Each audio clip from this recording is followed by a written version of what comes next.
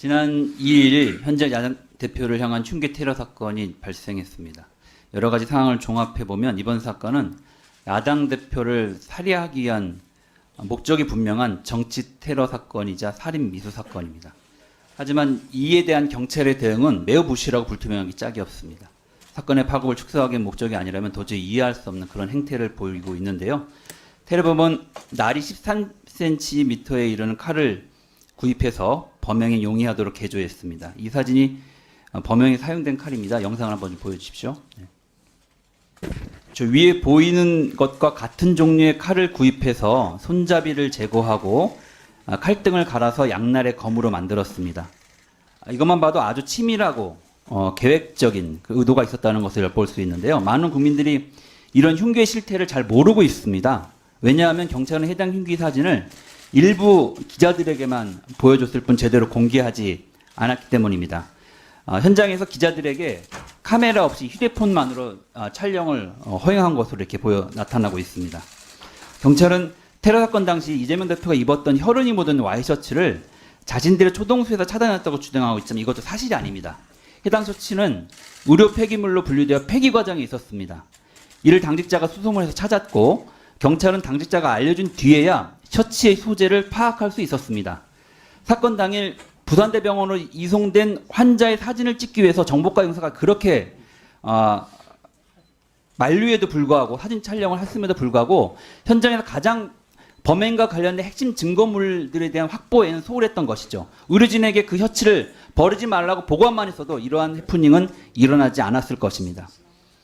해당 셔츠의 상태를 보시면 1cm 열상이 얼마나 허무맹랑한 가짜 뉴스인지를 단번에 알 수가 있습니다. 다음 사진 같이 좀 띄워주십시오. 이 당직자가 찾아낸 와이셔츠를 경찰이 못 찾는 이유가 무엇인지 정말 궁금합니다.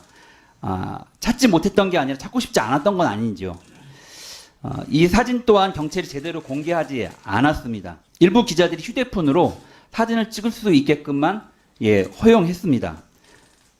사진 보시면 왼쪽이 이 셔츠의 전체 모습이고요. 오른쪽이 이 셔츠 옷깃으로 칼끝이 들어간 그 장면들을 그대로 이제 보여주고 있습니다. 만약에 저 옷깃이 아니었다면 정말로 현장에서 끔찍한 일이 벌어지고 말았을 것입니다. 아직도 인터넷에는 이재명 대표를 찌른 것이 흉기가 아니라 나무젓가락이고 종이칼이었다는 음모론이 난무하고 있습니다. 그리고 처음 이 시작은 1cm 열상, 경상, 과도, 출혈량 적은 상태라고 했던 경찰의 허위 보고로부터 시작된 것입니다. 윤희곤 경찰청장은 해당 문자를 발송한 것은 국무조정실 산하의 대테러센터라고 책임을 미뤘지만 확인해 보니까 조정실에서는 경찰청이 전파한 문자를 그대로 재전송했을 뿐 해당 문구를 작성한 것은 경찰청이었다는 것으로 답변을 한 바가 있습니다. 화면에 보시는 것과 같은 내용입니다. 오른쪽이 국무조정실에서 답변한 답변 내용입니다. 사후에도 흉기나 셔츠의 사진을 적극적으로 공개했다면 간단히 해소되었을 이런 여러 의혹들이 경찰의 불투명하고 소극적인 태도로 오히려 증폭되고 가짜뉴스가 양산이 되고 국민들 간의 갈등이 번지는 상황이 되고야 말았습니다. 경찰청은 어제서야 저희 의원실에 강력한 요구에 못 이겨서 흉기와 와이셔츠가 포함된 브리핑 사진을 제출했습니다. 와이셔츠 사진 다시 한번 좀 띄워주십시오. 경찰이 사건을 은폐 축소하려 한다는 의혹은 이뿐만이 아닙니다. 경찰은 사건이 발생한 지 단 40분 만에 현장을 물청소했습니다. 아니 목에 칼을 맞은 제1야당 대표가 응급처에 실려갔는데 그분의 생사가 확인되지도 않은 상황에서 이 사건이 살인 미수 사건이 될지 살인 사건이 될지도 결정되지 않은 그 상황에서 경찰은 왜 현장에 모든 증거가 확보됐다고 하면서 현재 물청소를 시작한 것입니까? 여태까지 대한민국에서 벌어진 살인의 의도를 가지고 칼로 흉기로 목을 찌른 사건에서 40분 만에 현장에 물청소를 한 경우가 있었습니까? 물통과 그리고 걸레를 갖고 와서 청소를 그것도 현장에 있지 않은 장비들을 순찰차로 동원해서 현장을 청소한 이유가 도대체 뭡니까? 도대체 뭘 숨기고 싶었던 거고, 뭘 가리고 싶었던 거고, 무엇을 축소하고 싶었던 것입니까? 묻지 않을 수 없습니다.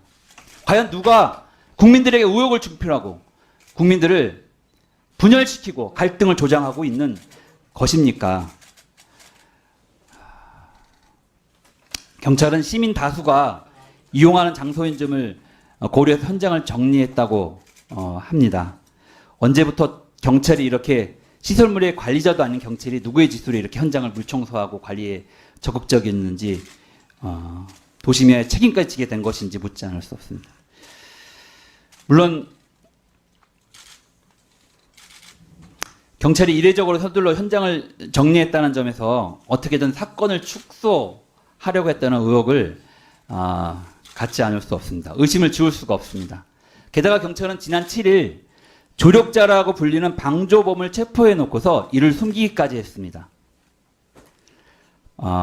방조범 체포 다음 날인 8일 날 바로 이 자리에서 경찰청장을 불러서 행정안전위원회에서 이재명 대표 테러 사건에 대한 현안 질의가 있었습니다. 하지만 그 당시 8일 날 경찰청장은 방조범의 체포 사실을 국회에 보고하지 않았습니다. 도대체 왜 그런 겁니까? 조력자 체포 사실은 현안 질의가 끝난 당일 오후에 언론 취재를 통해서 밝혀졌습니다. 경찰은 도대체 방조범의 존재를 언제쯤 밝힐 예정이었습니까? 만약에 언론의 취재가 없었다면 방조범이 있었다는 사실을 밝힐 계획이나 있었습니까? 묻지 않을 수 없습니다. 지난 10일 경찰은 이재명 대표 테러 사건에 대한 수사 결과를 발표하면서 끝내 테러범의 당적과 변명문을 비공개했습니다. 신상도 비공개했습니다. 어제는 보도자료를 직접 내서 단적과 변명문을 비공개한 것은 법적 근거에 따른 것이라고 항명했습니다. 하지만 경찰이 알고 있는 것, 경찰만이 알고 있을 이 당적 그리고 테러범에 대한 드는 대목입니다. 또한 당적 그리고 변명문 그리고 테러범의 신상은 그 사안의 중대성에 비추어 봤을 때 공익적 필요성이 반드시 있는 것입니다. 왜 도대체 테러범은 범행을 저질렀는지 그 테러범의 주장을 국민들은 알 이유가 있다고 생각합니다.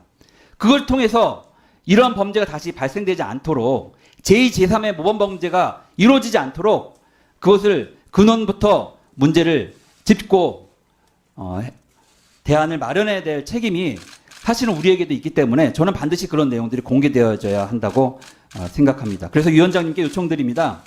이재명 대표 피해 사건의 엄중함에 비추어 봤을 때 경찰의 불투명 그리고 무원칙한 태도는 정말 큰 문제라고 생각합니다.